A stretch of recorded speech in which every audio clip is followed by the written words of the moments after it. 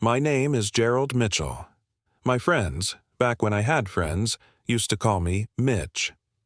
I'm 67 years old, and exactly 6 months ago, on my birthday, my son Timothy drove me to a place called Meadowbrook Senior Living, helped me fill out some paperwork, and left me there. No cake, no explanation, just a handshake and, "We think this is best, Dad." For 3 weeks, I sat in a 12-14 room and wondered what I'd done wrong, where I'd failed as a father, why the man I raised alone would abandon me like yesterday's garbage. Then I checked my bank account, and that's when I stopped being a victim and started being something else entirely. They thought a 67-year-old man in a nursing home couldn't fight back. They thought I'd be too confused, too ashamed, too broken to ask questions. They were wrong about a lot of things. This is the story of how I took everything back. And I mean everything. But before I tell you what I did to my own son, before I show you how deep the betrayal went, I need you to subscribe to this channel right now, because what happens next will make you question everything you think you know about family, loyalty, and how far you'd go for revenge. Hit that like button if you've ever felt thrown away by someone you loved. Smash that notification bell because this story has twists you won't see coming. And comment below, have you ever been betrayed by family? Because I want to know I'm not alone in this. I woke up on October 14th thinking my son remembered. Stupid, right? At 67, you should know better than to expect things. But there was coffee brewing when I came downstairs. Timothy was already up, which was unusual. Linda, my daughter-in-law, was setting the table. For a moment, my chest got warm with that pathetic hope old men carry around like loose change. "Morning, Dad," Timothy said. Didn't look up from his phone. "Morning." I waited. Nothing. It's my birthday." "Right, yeah. Happy birthday." Still didn't look up. Linda set a plate in front of me. Scrambled eggs, toast, the same breakfast she made every day. No candles, no card, just eggs getting cold while my son scrolled through whatever was more important than the man who raised him. I ate in silence. You learn to swallow disappointment when you've had enough practice. Then Linda slid a folder across the table. "Gerald," she said. "She never calls me Dad, always Gerald. We need to talk about some arrangements." Arrangements. That word sat heavy in my gut. Timothy finally put down his phone. "Dad, Linda and I have been talking. We think it might be time to consider some other living situations. For you." The eggs turned to paste in my mouth. "Other living situations?" "You're getting older," Linda said, her voice sweet as antifreeze. "And we worry. What if you fall? What if something happens when we're not here?" "I'm 67, not 97. I run 3 miles every Tuesday. I drove to the grocery store yesterday." "Dad." Timothy's voice had that edge, the one he uses when he's already decided and he's just waiting for you to agree. "We've already looked into a place. Really nice. Meadowbrook Senior Living. Great staff, good food, activities. A nursing home. A community," Linda corrected, "for active seniors." I looked at my son. Really looked at him. When did his eyes get so cold? "And if I say no?" He sighed like I was being difficult, like I was the problem. "Dad, we're trying to help you. We just want what's best." What's best? Those words again, the ones people use when they're doing something terrible and pretending it's kindness. I looked down at the folder. Registration paperwork, medical history forms, financial authorization documents, all prepared, all ready, all waiting for my signature. "How long have you been planning this?" I asked quietly. Timothy wouldn't answer. Linda checked her watch. Something cracked in my chest, but I didn't let it show. I learned a long time ago, when Timothy's mother died and I had to be strong enough for both of us, how to keep breaking on the inside while your face stays calm. "Fine," I said. "Let me read through this first." Relief flooded Timothy's face. "Great. Yeah, take your time. We can drive over this afternoon, just to look around. But we didn't just look around. By 3 p.m., I was sitting in the Meadowbrook intake office with a woman named Christabel. Pretty girl, mid-20s, smile like a flight attendant, processing my admission. Timothy stood behind me, his hand on my shoulder. The weight of it felt like a threat. "This is just temporary, right?" I asked him. "Until we figure things out?" "Sure, Dad. Temporary." Christabel's fingers paused on her keyboard, just for a second. Then she kept typing. The room they gave me was on the second floor. Room 247. Twin bed with a plastic mattress protector. A dresser that wasn't mine. A window that looked out at the parking lot. Timothy helped me bring up my suitcase, one suitcase like I was going on vacation, and set it on the bed. "You'll like it here," he said. "You'll make friends." I'm 67. I don't need new friends. I need my son to look me in the eye and tell me what the hell is happening. But he didn't. He checked his watch, same gesture as Linda, and said, "I should get going. Linda's got a thing." "On my birthday?" He flinched. Actually flinched. "I'll call you tomorrow. We'll figure out when to bring the rest of your stuff." Then he left. Just walked out. I stood at my window and watched his car pull out of the parking lot. Watched him disappear down the road without looking back. I sat on the plastic-covered bed in that stranger's room and thought about my life. Thought about raising Timothy alone after his mother died. About working double shifts so he could play baseball. About selling my truck to pay for his college. About refinancing the house twice, once for his wedding, once for his business. About how much love I'd poured into that boy, and how little was left. Did you feel that? That's what betrayal tastes like. But you don't know the half of what Timothy and Linda were really planning. Next is where Gerald starts asking the questions they never wanted him to ask, and what he discovers will make your blood run cold. Subscribe now, or you'll miss the moment everything changes, like if you're already furious on Gerald's behalf. And comment, what would you do in his situation? Would you fight back, or would you just accept it? The first night was the longest of my life. I didn't sleep. Couldn't. Every sound was wrong. The fluorescent lights humming in the hallway, someone's TV through the wall, a woman crying 3 doors down. At 2 a.m., I gave up and sat by the window, staring at the parking lot like somehow Timothy's car would come back. It didn't. Morning came with a knock on my door. A nurse, name tag said Ernestina, with a medication tray. "Good morning, Mr. Mitchell. Time for your pills." "I don't take any pills." She checked her clipboard, frowned.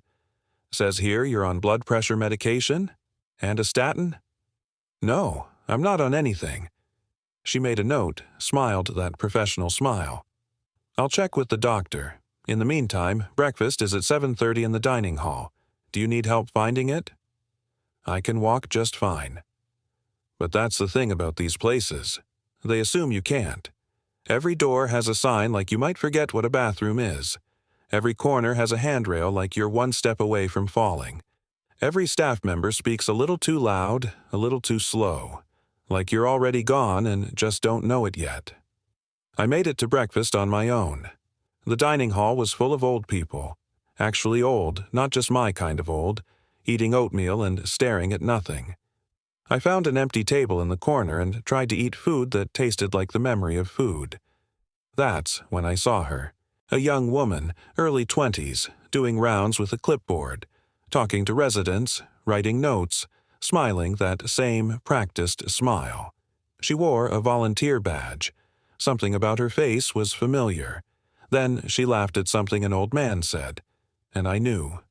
Christabel, my granddaughter, Timothy's daughter. She was 10 feet away from me, volunteering at the nursing home her father had dumped me in, and she had no idea I was here. I sat there frozen, watching her work the room. She helped an old woman with her walker. She made jokes with the staff. She was kind, genuinely kind. Not the fake kind you perform, the real kind you are when nobody's watching. I raised Timothy to be that kind of person. Apparently, it skipped a generation. She moved toward my section. I turned away, pulled my baseball cap lower. I couldn't let her see me. Not yet. Not until I understood what was happening. Back in my room, I did what I should have done yesterday. I called my bank. The automated system said my checking account balance was $8,247. That was normal, close enough to what I expected. Then I checked my savings. Your current balance is $3,400. My chest went tight. 3 months ago, that account had $127,000, money from selling my father's farm in 2019, money I'd been saving for emergencies, for Timothy's kids' college fund, for whatever came next. I called the customer service line, waited through 20 minutes of hold music, finally got a human being. Yes, sir, I show multiple transfers from savings to checking over the past 3 months, then several large withdrawals from checking. Would you like me to email you the statements? Yes, now. My hands shook opening the email. The transfers were systematic, clean, $9,000 at a time, just under the $10,000 reporting threshold. 12 transfers total.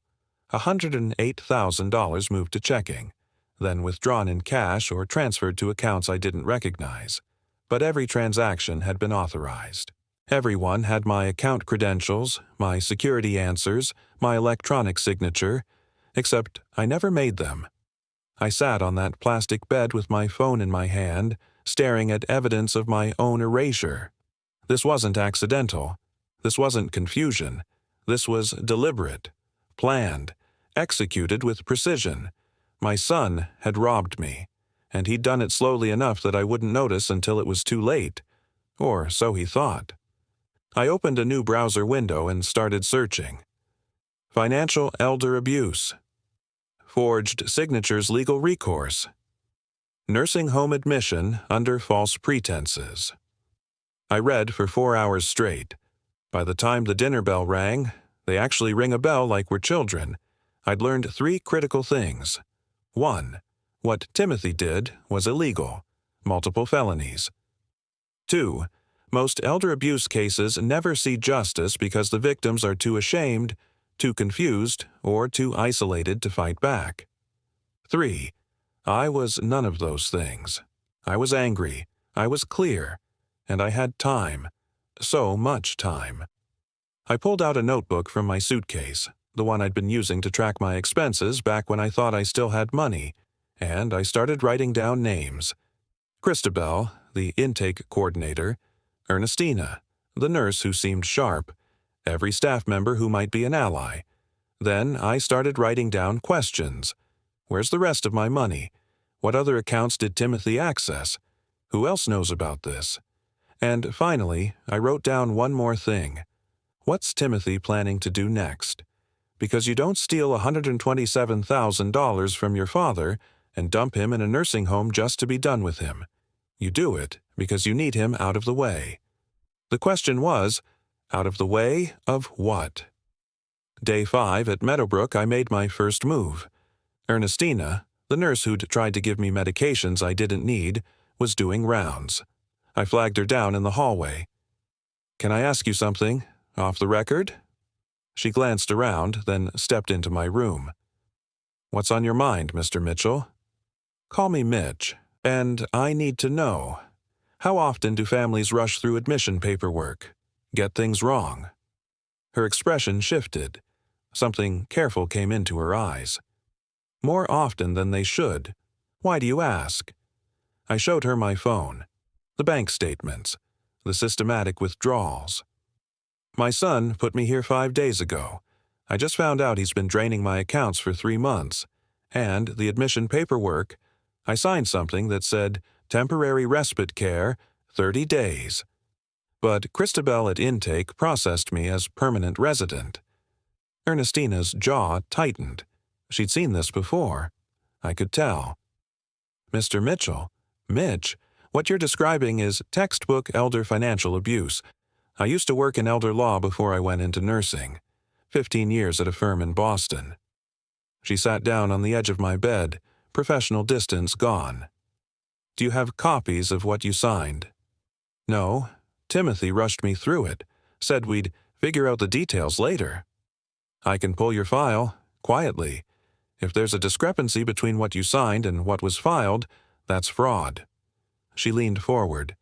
"But I have to ask, do you want to pursue this? Because once you start, there's no going back. Your son could face criminal charges." I thought about Timothy at 9 years old, standing at his mother's grave, thought about every sacrifice I'd made. Then I thought about him driving away from this place without looking back. "I want to know the truth first. Then I'll decide what to do with it." She nodded. "Give me 2 days." Day 7, Sunday afternoon. I was in the sunroom when I met Tyrus. He was maybe 28, black guy with expensive glasses and a laptop, visiting his Uncle Earl 3 doors down from me. I'd seen him every weekend, always working, always focused. I sat down across from him. "You an accountant or something?" He looked up, smiled. "Forensic accountant. I investigate financial crimes for corporate clients." He gestured to his screen. "Even on Sundays, apparently. You?" "Retired electrician. Recently relocated." I chose my words carefully. "Can I ask you a hypothetical question?" "Hypothetically, sure. If someone, let's say a family member, transferred an elderly person's assets without proper authorization, used their bank credentials to drain accounts, and placed them in a care facility under potentially false pretenses, what would you call that?" Tyrus's fingers stopped moving on his keyboard. He studied me for a long moment. "I'd call that elder financial abuse, Class C felony in most states, also fraud, possibly forgery, potentially guardianship abuse depending on the paperwork." He closed his laptop. "This hypothetical, it's about you, isn't it?" I didn't answer, didn't need to. "How much money are we talking about?" $127,000 from savings, maybe more from other accounts I haven't checked yet." He whistled low. "That's felony-level theft. And if they forged your signature on any legal documents, that's additional charges." He pulled out his phone. "Give me your name. I'll run a preliminary asset search. Pro bono. My uncle's in here. I know what these places cost. I know how families justify things. Why would you help me?" "Because this shit happens every day, and most people are too scared or too broken to fight back." He met my eyes. "Something tells me you're not most people." Day 9. Christabel, the intake coordinator, not my granddaughter yet, brought me afternoon tea. She did this sometimes, part of the family atmosphere Meadowbrook advertised. "How are you settling in, Mr. Mitchell?" "Can I ask you something, Christabel? When I was admitted, what did my paperwork say? Temporary or permanent?" She blinked, surprised. I'd have to check your file." "Why?" "Because I remember signing something that said 30-day respite care, but I'm being billed as a permanent resident." Her professional smile faltered. "That would be a significant discrepancy. Let me look into that." "Quietly?" She understood. "Quietly." Day 10. Ernestina knocked on my door at 6 a.m. before her shift started. She handed me a folder. "I pulled your intake packet. The form you signed, see this?" She pointed to a document. "Temporary respite care agreement. 30 days, renewable by mutual consent. But this," she pulled out another paper, "this is what was filed with the state. Permanent residential admission. Different signature. Similar, but not the same." My hands started shaking. Not from fear, from rage. "That's forgery," I said. "That's forgery," she confirmed. "I made copies. These are yours. The originals are back in the file." Tyrus's preliminary report came that afternoon. He found it all. My house, transferred to Timothy's name 6 weeks ago using power of attorney I never granted. Home equity line of credit, $180,000, taken out in my name, transferred to an LLC owned by Timothy and Linda. Investment accounts, $340,000, liquidated and moved to the same LLC. Life insurance policy, I'm worth more dead than alive. $500,000 beneficiary, Changed from estate to Timothy Mitchell 3 months ago. Total theft, over $650,000. But that last detail, the life insurance change, that made my blood run cold. They're not just stealing from you, Tyrus said quietly. They're positioning themselves for after you're gone. I sat in my room that night with all the evidence spread across my bed. Bank statements, forged signatures, asset transfers, a paper trail of betrayal. And I made a decision. I wasn't calling the police. Not yet. Because if I'd learned anything in 67 years, it's that revenge is a dish best served with witnesses. Day 14. I called Timothy. I made my voice shake a little. Not too much, just enough. Son, it's Dad. Hey, Dad, how are you doing? He sounded distracted, probably counting my money. I've been thinking about what you said, about making sure you and Linda are taken care of. You were right. I paused, let him hear the defeat. I want to make things official. Sign some papers. Power of attorney, updated will, that kind of thing. Silence on his end. Then, really? I'm tired, Timothy. Tired of fighting. You're my only family. If this is what you think is best? I let the sentence die. Dad, I think that's really smart. Really mature. The relief in his voice made me sick. I can come by tomorrow. Bring the paperwork. Actually, could you come today? I'd feel better getting it done. Today? A pause. Yeah, okay. This afternoon, around 3? Bring Linda, too. I want to thank her. For everything. He agreed. Of course he did. I was finally surrendering. I spent the next 4 hours preparing. Ernestina gave me access to the small conference room. For privacy, she said. She knew what was coming. Tyrus arrived at 2:30 with a leather portfolio. You sure about this? He asked. I'm sure. Christabel, the coordinator, was working the intake desk. I told her I needed her to witness some family documents. She'd agreed, unaware of what she was about to witness. At 2:55, I set up the conference room. I laid out folders on the table. Not the evidence, not yet, just empty folders, waiting. Timothy and Linda arrived at 3:02. Linda wore her expensive workout clothes, the ones she bought with my money. Timothy carried a briefcase, probably full of papers for me to sign away whatever I had left. Hey, Dad. He actually hugged me. I forced myself not to pull away. We sat down. Christabel sat at the end of the table with her notary stamp, ready to witness. She smiled at Timothy. You must be Mr. Mitchell's son. He talks about you. Timothy didn't even look at her. Let's get started. Dad, I brought updated power of attorney documents, a new will. Actually, I interrupted, I have something to show you first. I slid the first folder across the table. Timothy opened it. His face drained of color. Inside, bank statements showing the systematic $9,000 withdrawals. Highlighted, dated, a perfect paper trail. Dad, I slid the second folder. That's the house transfer, showing how you used a power of attorney I never signed to take my home. Dad, wait. Third folder. The home equity loan, $180,000 in my name, transferred to your LLC. Dad, listen. Fourth folder. Investment accounts, liquidated, gone. Linda stood up. Gerald, you don't understand. Sit. Down. My voice came out cold, hard. The voice I used once when Timothy was 16 and came home drunk behind the wheel. The voice that meant, no more chances. She sat. I slid the final folder. Timothy didn't open it. He just stared at it like it was a bomb. That's the life insurance policy. The one where you changed the beneficiary 3 months ago. The one that makes me worth $500,000 dead. I leaned forward. How long were you planning to wait, son? 6 months? A year? Or were you hoping I'd just die naturally in this place and save you the trouble? Dad, no, it's not. Timothy's hands were shaking. I wasn't. Then what were you doing? Silence. Christabel's face had gone white.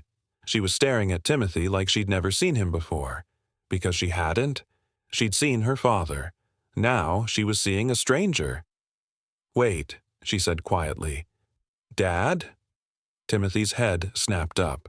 He saw her, really saw her, for the first time. "Christabel, what are you—" "I volunteer here. I've been volunteering here for 3 weeks." Her voice cracked. "Grandpa's been here for 2 weeks. You dropped him off and you never told me. You told me he went on a trip. Honey, I can explain." "Explain what? That you stole from your own father? That you forged documents? That you dumped him here and lied to me about it?" She looked at me. "Grandpa, how long have you known I was here?" "Since day one," I said quietly. "I saw you in the dining hall, but I couldn't tell you, not until I understood what was happening." Timothy tried to stand. I held up my hand. "Sit down. We're not done." He sat. I pulled out one more document. This one I'd prepared myself, with Tyrus's help. "Here's what's going to happen. You're going to transfer everything back. The house, the money, every penny. You're going to pay for 6 months of care here while I decide if I want to press criminal charges. And you're going to do it today, right now, with Christabel as witness. And if I don't?" His voice was barely a whisper. "Then I call the police. Ernestina, the nurse who helped me, the one who used to practice elder law, she's already filed a preliminary report with Adult Protective Services. Tyrus, the forensic accountant who pulled all these records, he's prepared to testify. And Christabel can testify that you lied to her, manipulated her, kept her away from me." I looked at my son. "You'll lose everything. Your business, your reputation, probably your freedom. And Christabel will know exactly who you really are." Linda was crying. Timothy was staring at the table. "So, sign the papers," I said. "Or go to prison. Your choice." Timothy's hand hovered over the first document, the one that would transfer the house back. His hand was shaking so badly he couldn't hold the pen. "Sign it," I said. He looked up at me. His eyes were red. "You want to know why I did it?" "I know why. Greed." He shook his head. "Linda has cancer." The words hung in the air like smoke. For a moment, nobody moved. "What?" Christabel whispered. Linda was crying harder now. Not the angry crying from before. Something deeper. Something that sounded like it had been trapped inside for a very long time. "Stage 3 breast cancer," Timothy said. His voice cracked. "Diagnosed 14 months ago. The treatment that might save her. It's experimental. Clinical trial at Johns Hopkins. Insurance won't cover it. It costs $240,000. I sat back in my chair.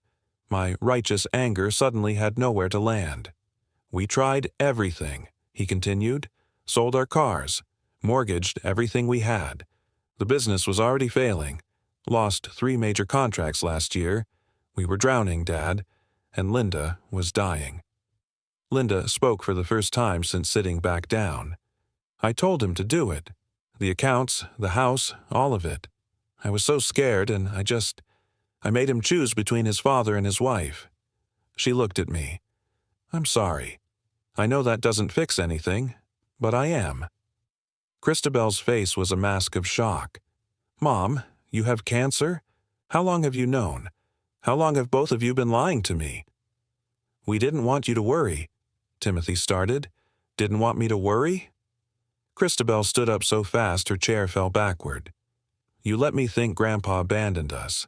You let me walk past his room for 3 weeks while he was locked in here, while you were stealing from him, while Mom was sick, and you didn't think I deserved to know any of it?" The room fell silent. I looked at Timothy. Really looked at him. I saw the scared 9-year-old at his mother's funeral, but I also saw something else. A man who'd made terrible choices because he was drowning and couldn't see any other way. But that didn't excuse what he'd done. "You could have asked me," I said quietly. Timothy's face crumpled. "I was ashamed." "So you stole from me instead? Forged my signature? Dumped me here on my birthday and lied to your daughter?" My voice was still calm, but there was steel underneath. You were ashamed, so you made me feel worthless instead. I panicked. I thought I could fix everything before you noticed. Pay it back after the trial, after Linda was better, after what, Timothy? After I died in here, alone, thinking my son hated me? He flinched like I'd hit him. Linda wiped her eyes. What happens now? I looked at the documents on the table, at my son, broken and terrified, at Linda, sick and desperate, at Christabel, my granddaughter, who just learned that everyone in her family had been lying to her, and I realized something. Revenge is easy when the villain is pure evil. But my son wasn't evil. He was human, flawed, desperate, wrong, but still human. Here's what happens, I said. Timothy signs the documents. Everything gets transferred back. But I held up my hand before he could speak. But you two can live in the guest house, rent-free, until Linda finishes treatment. Timothy stared at me. What? The guest house. The one I built in 2014 when I thought maybe I'd rent it out for extra income. It's empty. It's yours. While Linda gets better. Dad, I don't understand. And you pay me back. $2,000 a month. No interest. 5 years. I'm not a bank. I'm your father. I looked at Linda. How's the treatment going? She blinked, surprised. I'm in remission. Cautiously. The trial worked. I just finished my last round 3 weeks ago. 3 weeks ago. Right around when they dumped me here. So, you don't need the money anymore, I said. You needed it. Past tense, which means you kept me here even after the crisis was over. Timothy had no answer for that. Here's the rest of what happens, I continued. We all go to family therapy. Real therapy. Not the kind where we pretend everything's fine. The kind where we deal with the fact that you betrayed me, lied to your daughter, and destroyed your own integrity because you couldn't be honest about being scared. I looked at Christabel. And you're part of every decision from now on. No more protecting you by lying to you. You're 19. You're an adult. You deserve the truth. She nodded, tears streaming down her face.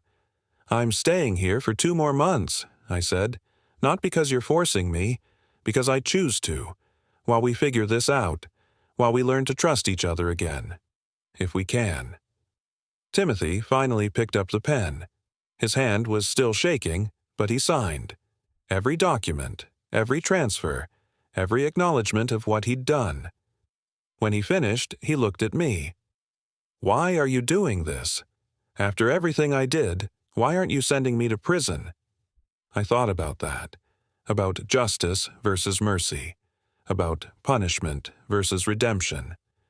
Because I spent 2 weeks in this room thinking I'd failed as a father, wondering what I'd done wrong to make you hate me. I met his eyes, and I realized, maybe I did fail you. Maybe I taught you to be strong but forgot to teach you it's okay to be weak, to ask for help, to be honest when you're scared. Dad, but you failed too. You failed yourself, and now you have to live with that. Every day, every time you look at me, you'll remember what you did. That's your punishment, living with who you became. 6 months later, I'm sitting on my porch, my actual porch, at my actual house, watching the sunset. The guest house lights are on. I can see Timothy and Linda through the kitchen window making dinner. We eat together twice a week now. Sundays and Wednesdays. It's not easy. Some meals are still silent, heavy with everything unsaid. But we're trying. Christabel comes home most weekends. She transferred to a college closer to home. Not because I asked her to, because she wanted to. She says she's studying social work now. Wants to help families before they break like ours did. Timothy made his second payment last week. $2,000, on time. 48 more payments to go. He got a new job. Had to sell the business, but found something stable. Less money, more hours, but honest work. Linda's last scan came back clear. She's been cancer-free for 4 months. She apologizes every time I see her. I keep telling her, Once is enough. At some point, we have to stop apologizing and start rebuilding. Therapy is brutal. Every Thursday at 4 p.m., we sit in Dr. Ramirez's office and say the things we buried. Timothy finally told me how scared he was after his mother died, how he never felt like he could be weak around me because I had to be strong for both of us. I told him how lonely I was, how I worked myself to exhaustion not just for him, but because work meant I didn't have to feel the empty house. We're learning, slowly. Ernestina still calls me once a week. Checking in on my favorite jailbreak, she jokes. Tyra sent me a Christmas card. Christabel, the coordinator, not my granddaughter, sends updates about Meadowbrook. Apparently, 3 families have filed complaints after I left. My case started something. I went back to Meadowbrook last month, brought cookies for the residents, sat with Earl, Tyrus's uncle, and played cards. Some of those people don't have anyone. I figure once a week won't kill me. The anger isn't gone. I don't know if it ever will be completely. There are days I look at Timothy and I still see the man who abandoned me. Days I wonder if I made the right choice. But then I remember. He's also the kid who held my hand at his mother's funeral. The teenager who fixed my truck as a Father's Day present.